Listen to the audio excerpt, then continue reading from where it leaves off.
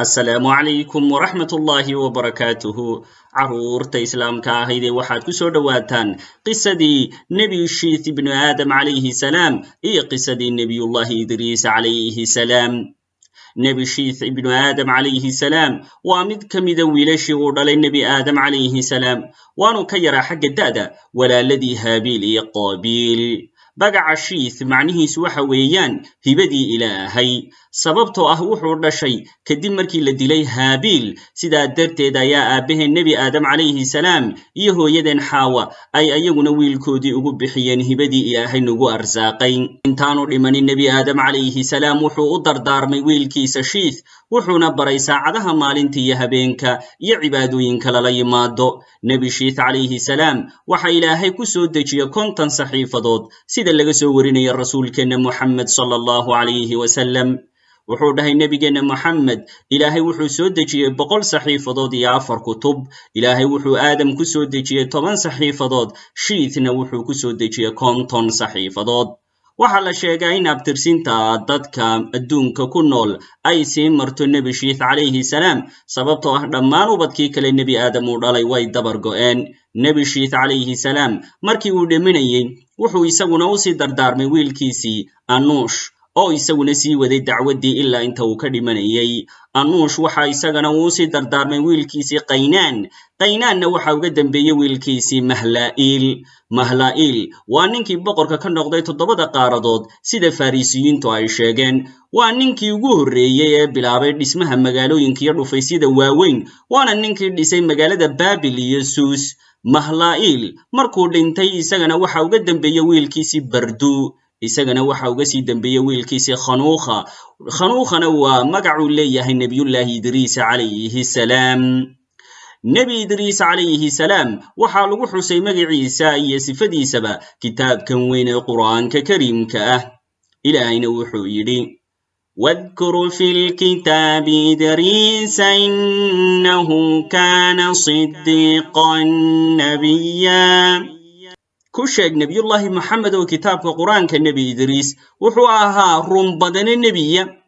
إلهي وحو كتل ما من نبي إدريس إنو آهان رمبدن النبي كان ميدا هاددك وناكسن إلهي درتي وصمري لباتو ينكي قومكي سوايسو قارسيين إدريس عليه السلام وحو آها أقويهن وحونا آها قفكي وقوه الرئي قلنك وحكو قرى يقفكي وقوه الرئي درك طشام نبي إدريس عليه السلام وحو سعون جري دولكا إساقو مربا مقالة قلي جري أو قيلي جري دين إلهي يين إلهي كالذي عابدان أو أين كفقادان شركي يقال نمادان نبي إدريس عليه السلام وحوها نين آد وقد دال عبادة إلهي وحين ملائكته قوري جرتي عمل لمدا عمل لدى بني آدم كادون ككنو الحلقاء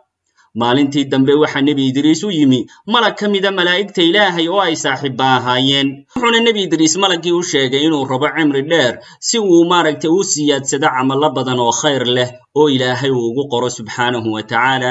kadibna malagii ayaa xambaaray oo geeyay samada afaraad markii ay gaadheen samada afaraad ayaa waxa ka hor yimi malakul mawtkii oo ahaa malaga Ilaahay u xil saaray inuu nafaha ka qaado dhammaan basharka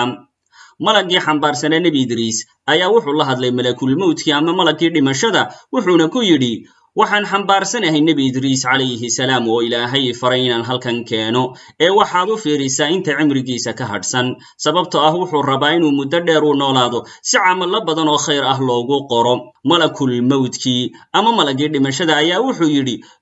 subhanallah waxa Ilaahay faray inaan Nabi Idris alayhi salam ruuxda kaga qaado samada afaraad waxaanan isweydiinayay sidee baa ruuxda looga qaadaya samada afaraad isagoo Nabi Idris alayhi salam uu joogo dhul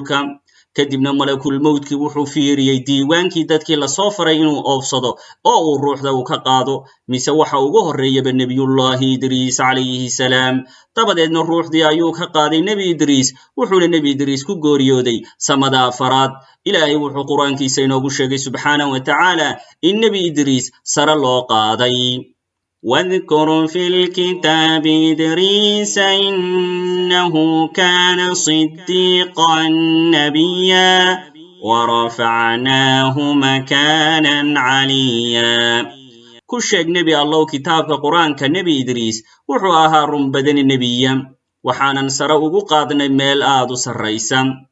meesha nebi idriis sare loogu qaaday waa samada afaraad oo uu ku geeriyooday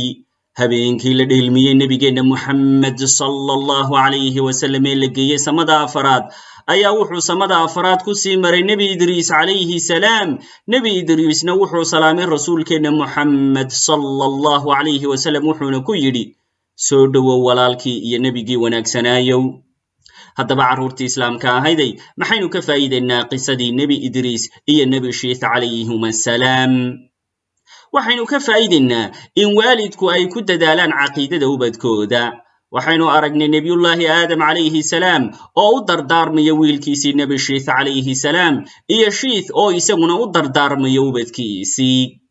waxaynu kaloo ka faa'iidaynaa qisadan in dacwadda iyo diinta la gaadhsiiyo dadka oo waxa ugu horreeya ee loo sheegaya ay noqoto tawxiidka iyo in ilaahay keligii ay caabudaan oo ay ka fogaadaan shirkiga iyo gaalnimada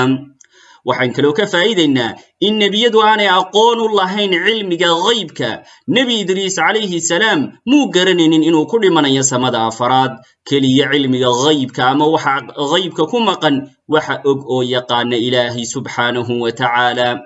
waxaan kaloo ka faa'iidaynaa qisadan in ubadku ay yihiin irsaaqadda ama hibada ilaahay uu bixiyo ee uu siiyo ciddii uu doono